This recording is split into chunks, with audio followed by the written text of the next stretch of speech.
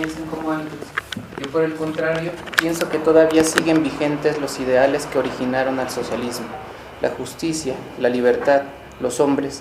Sigue vigente la degradación y destrucción a que nos condena el capitalismo. La presentación está dividida en 3 breves partes, espero que sí sean breves. Una primera, que es un asunto más bien como de precisión conceptual. Y bueno, comienzo diciendo cómo, a propósito del peruano Alberto Flores Galindo, señalo que hace casi 3 décadas publicó su célebre conjunto de ensayos titulado Buscando un Inca, Identidad y Utopía en los Andes. En él, el historiador celebraba el uso del término andino como indicio de desprendimiento intelectual respecto a la connotación racista que implicaba la palabra indio. Esto lo señalo precisamente porque trataré de purépechas indígenas. Y bueno, digo, en México el tema de lo indígena es algo espinoso y remite a una larga data. Durante la mayor parte de los 2 siglos anteriores fue notable la presencia de varios discursos intelectuales y políticos sobre los indígenas que mantuvieron continuidades significativas. Estos discursos confirieron papeles específicos al delineamiento de los rasgos identitarios indígenas. Así los concibieron como simples objetos de asimilación, redención, emancipación o pluralidad. Todo esto dentro de un simplismo dicotómico de oposición entre lo indígena y lo mestizo. La adopción de una noción dualista del Estado y de la sociedad crea lecturas de la historia basadas en términos opuestos: subalterno dominante, los que resisten cotidianamente, el Estado. El antropólogo William Roseberry consideraba que existe un problema en ello, en las definiciones basadas en oposiciones, puesto que éstas pueden ocultar importantes divisiones y facciones al interior de los pueblos. La realidad sociohistórica excede los marcos discursivos y conceptuales, de tal forma que la tendencia a colocar complejas realidades sociohistóricas en estrechos recipientes conceptuales debe de ser advertida críticamente como condición previa para la reflexión histórica. Por tanto, la mera designación nominal de los indígenas, de forma entrecomillada, ha de ser empleada con precaución. Así pues, el empleo impreciso de generalizaciones identitarias, tales como lo latinoamericano, lo mexicano, lo michoacano, lo indígena, podrían contribuir al mantenimiento de lo que Philip Abrams llamó la máscara ideológica del Estado, es decir, un ejercicio de desvanecimiento de este por medio de una estructura, una organización ideológica oculta, cuya función consiste en dar una representación engañosa de la dominación política y económica de tal manera que legitima el control. Esto era una cita. Por tanto, estudiar la manera en que tanto las sociedades y culturas locales como los procesos de violencia social y los estados se articulan históricamente, al estudiar esto habremos de comenzar por una designación nominal adecuada, de tal forma que nos refiramos a los agentes históricos, por ejemplo, no como los indígenas, sino a partir de la forma en que se conciben a sí mismos como una comunidad y se hacen llamar en este caso purépechas. De acuerdo a la sentencia de William Roseberry de que lo local es global y lo global solo puede ser comprendido como siempre y necesariamente global, he de señalar que tanto en el mundo contemporáneo como en el no tan coetáneo, el drama de los procesos de poder humano está inextricablemente ligado a la lucha por los recursos naturales y su transmutación en recursos económicos. Aunque podría parecer un exceso de romanticismo, no considero desatinado decir que en el campo de la dialéctica de lucha cultural están en juego la vida y la muerte. Contextualizo un poco más de lo que hablo. En México, así como en gran parte de los países centroamericanos, ha sido puesta en juego la llamada Iniciativa Mérida, es decir, un plan de cooperación bilateral, entre comillas, contra el crimen organizado transnacional, que Sin embargo, ha mostrado que su único logro hasta ahora ha sido el hecho de la colaboración misma, pues su prioridad principal no es ni la paz ni ganar la guerra contra las drogas, sino solo administrar la violencia, es decir, que no cruce hacia el río, del Río Grande hacia el norte. De tal forma, señalo esto porque el asunto del crimen organizado y el narcotráfico para el caso de Cherán es central.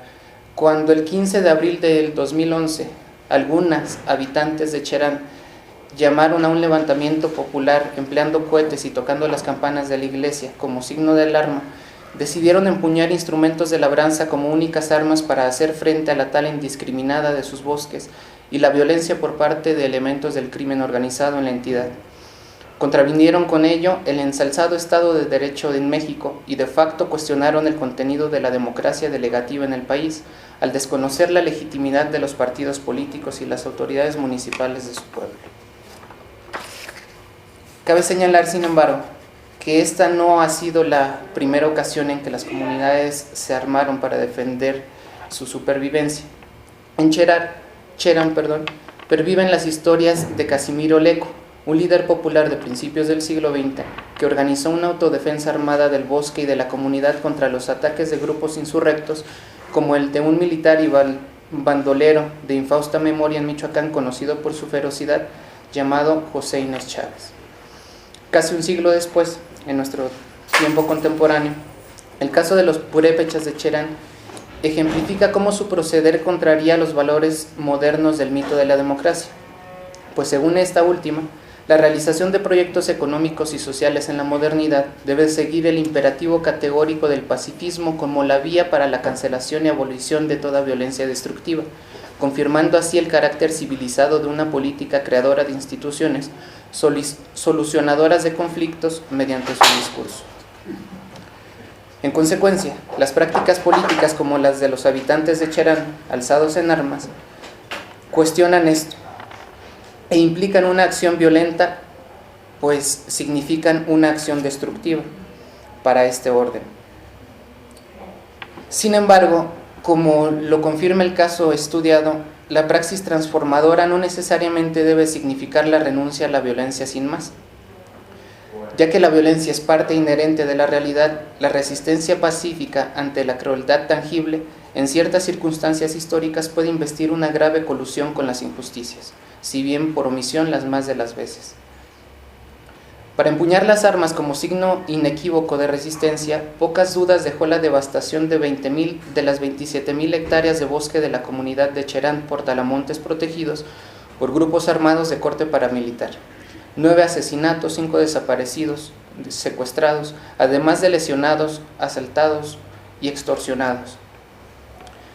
Como en aquella sentencia, en la práctica, para los comuneros, el recurso de la resistencia armada significaba la posibilidad de acción para que su violencia afrontase el deterioro de un mundo más humano y menos injusto. De tal manera, lo que comenzó como una instigación femenina por medio de unos volantes, pronto adquirió envergadura de ejercicio comunal de autonomía temporal en Michoacán. Inicialmente, la estrategia de autodefensa incluyó el establecimiento de rondas de vigilancia y de barricadas para resguardar las entradas y salidas a la comunidad e impedir el paso a los grupos armados, con el fin de conseguir la defensa de los bosques y la seguridad de los habitantes. Empero, la inminencia de la muerte del entorno natural sustentante de la vida comunal y la violencia descarnada son solo una parte de esta historia. Como lo sugirió E.P. Thompson para el caso de los motines en la Inglaterra del siglo XVIII, el pueblo guía su actuar en momentos críticos y coyunturales basado en una cultura popular rica que recrea y crea un universo simbólico y un sistema de creencias, prácticas y rituales a partir de la experiencia de trabajo y las relaciones sociales. En este tenor, la rememoración de la figura heroica de Casimiro Leco y el retorno al compartimiento de la palabra en torno al hogar son significativas y por sí mismas disruptivas de los parámetros establecidos y fomentados desde múltiples y variados niveles del Estado-sistema mexicano. Así, el ejercicio de diálogo comunitario en las trincheras, reunidas en torno al fuego, es un ejemplo claro de ello frente a la realidad actual donde los medios de comunicación masiva dominantes son promovidos como espacios democratizadores del quehacer político, creadores de la sensación de que gracias a ellos la política se encuentra ya dentro del hogar, inevitable y saludablemente entremetida en las vidas cotidianas de los ciudadanos entrecomillado. El establecimiento de fogatas, es decir, puestos de vigilancia barriales ubicados en las esquinas de las calles, ha sido una práctica comunitaria inherentemente subversiva en Cherán. A ellas asisten hombres y mujeres, niños, quienes ejercen y comparten poder político. La elección de concentración en torno al hogar no es fortuita y posee connotaciones profundas. Para los purépechas, su principal deidad es el dios del fuego, Coricahueri, y significa gran fuego. La concurrencia en torno al fuego, por tanto, remite a raíces cosmogónicas. Ahora, es importante señalar cómo la relación entre cultura popular y la formación del Estado es un proceso continuo de formación y reformulación. Los grupos subordinados son entidades con conciencias contradictorias, que en la práctica son actualizadas de manera selectiva en respuesta a circunstancias históricas concretas. Los miembros de la comunidad de Cherán han realizado una incorporación selectiva de formas dominantes, que lleva también implícita su reinterpretación. Esto fue particularmente evidente en el primer aniversario del levantamiento del 15 de abril, cuando en las calles del pueblo era posible identificar la presencia de banderas de México deshilachadas, cuya composición tricolor lucía deteriorada por el sol, en contraste y coexistencia con la bandera purépecha, tetracolorida, con la imagen central de un puño izquierdo desfilando de la mano de 4 mujeres. Recuperando palabras de Gramsci, la hegemonía es un proceso político refutado y problemático de potestad y lucha. Debido precisamente a que ésta es frágil, debe de ser constantemente renovada, recreada, defendida y modificada. La cultura popular, además, es contradictoria al incorporar símbolos y significados dominantes por una parte, y al combatirlos, desafiarlos y cuestionarlos y ofrecer alternativas ante ellos por otra. Ello fue notorio desde los primeros días de la resistencia manifiesta, cuando los comuneros tomaron el Palacio Municipal no solo como un acto simbólico, sino como un espacio de poder comunal. Ante la desconfianza fundada respecto a la colusión de los policías municipales con miembros del crimen organizado, los comuneros desarmaron y se apropiaron de las patrullas. En un hecho sumamente significativo, mediante asamblea, decidieron que dejarían que los miembros del ayuntamiento terminaran el periodo de su administración con el objetivo de que no suspendieran los apoyos de los programas gubernamentales, signo de tolerancia y desafío a la vez. Cuando se avecinaba el proceso electoral estatal en noviembre del 2011, los purépechas decidieron no participar en las elecciones. Sin embargo, lo que pudo ser un ejercicio pleno de autonomía quedó limitado a un litigio. Ante la convocatoria de las autoridades electorales para convencerlos de su participación en los comicios estatales, los indígenas purépechas elaboraron una solicitud que escaló instancias gubernamentales y se convirtió en un juicio para la protección de sus derechos político-electorales. La resolución favorable fue concedida por el Tribunal Electoral del Poder de la Federación. Haciendo hincapié en su calidad de ciudadanos mexicanos, el TRIFE, sigla del tribunal, reconoció que los integrantes de la comunidad indígena de Cherán tienen derecho a solicitar la elección de sus propias autoridades, siguiendo para ello sus normas, procedimientos y prácticas tradicionales, con pleno respeto a sus derechos humanos. Así, los comuneros volvieron al cauce institucional y asumieron nuevamente el papel de subordinación ante el Estado-sistema. La lógica de los representantes de los aparatos electorales de este era clara. Si habían de ser, entrecomillado, indígenas rebeldes, serían entonces sus indígenas rebeldes. Paso ahora a una breve conclusión, en donde señalo y recupero algunas reflexiones del filósofo Enrique Dussel. Y bueno, digo que la liberación, dice Dussel, es un acto que abre la brecha, puesto que la alienación cubre el rostro de otro como una máscara fabricada por el sistema para ocultar su interpelación y definir su función dentro de él. La disrupción reactiva ante la iniquidad y la sevicia capitalista, abrupta por necesidad, puede encarnar incluso una dimensión estética particular. La insumisión de los subalternos devuelve contorno a su faz. Los surcos del rostro recobran su humanidad como los rostros de los viejos indios, que revelan la profundidad del sabio, la paciencia de los valientes, los siglos de cultura, el misterio de sus símbolos, la bondad de la exterioridad que espera un orden nuevo para la justicia. El caso de los purépechas de Cherán es una clara muestra de la contradicción existente en la falacia de la concreción en la formación del sentido común nacionalista. Como tantos otros grupos sociales, comparten sistemas de símbolos proveídos por los diversos instrumentos culturales del Estado-sistema, y sin embargo, la llena evocación a conceptos como el amor, como fundamento del ejercicio político basado en el diálogo y la representatividad efectiva, va en sentido contrario de los esquemas y los afanes homogeneizadores de dominio.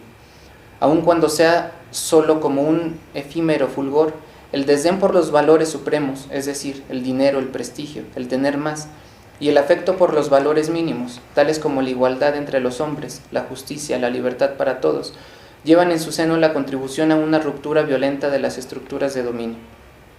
El teólogo y filósofo vasco salvadoreño Ignacio Ellacuría consideraba que la lucha revolucionaria debía dejarse regir por el principio de proporcionalidad, es decir, los bienes culturales tienen que ser conseguidos por una lucha cultural, los políticos por una lucha política. Solo el paso del tiempo podrá indicar el sino de los bastiones purépechas. Su recurso a la violencia en los días álgidos significó un ejemplar límite ante la violencia circundante y instalada. Planteó la posibilidad de quitar la vida material de los otros, solo cuando ésta estaba en juego, ya su propia vida material. Algunos de los sucintos matices esbozados en esta presentación sugieren también cómo no es esta una historia de los indígenas buenos contra los mestizos malos. Es más bien un acercamiento a la dificultad y complejidad que encarna el estudio de las resistencias armadas, ante la coexistencia de afanes libertarios y anhelos reiterativos de una moralidad social como sinónimo de estabilidad. El caso de los purépechas de Cherán parece sugerir que el sujeto de esa resistencia y el protagonista de las luchas es la comunidad, el pueblo considerado simultáneamente como la gente y el lugar. El mismo que hoy en día permanece en rondas de vigilancia y ha realizado esfuerzos de reforestación y continúa gobernándose mediante representación comunal rotativa. Los protagonistas de esta historia han suscitado el entusiasmo de muchos otros que difícilmente pueden entenderse bajo estos recipientes conceptuales, es decir, bajo la denominación simple de indígenas. Estas historias son expresión de una cultura popular que, como la concebía el antropólogo ya citado William Roosevelt, es producción y no producto. Quizá esta es una de las grandes lecciones de la experiencia de los comuneros purépechas, su contribución para hacer evidente lo subrepticio. La hegemonía, al ser cuestionada o confrontada, deja de ser tal. Como ellos mismos reconocen, la defensa de su bosque no es solo en beneficio de los purépechas, pues es un mismo mundo, aseguran. Pensar en comunidad es la posibilidad, dicen, para conformar una nueva humanidad. No somos dueños de la tierra, somos parte de la tierra.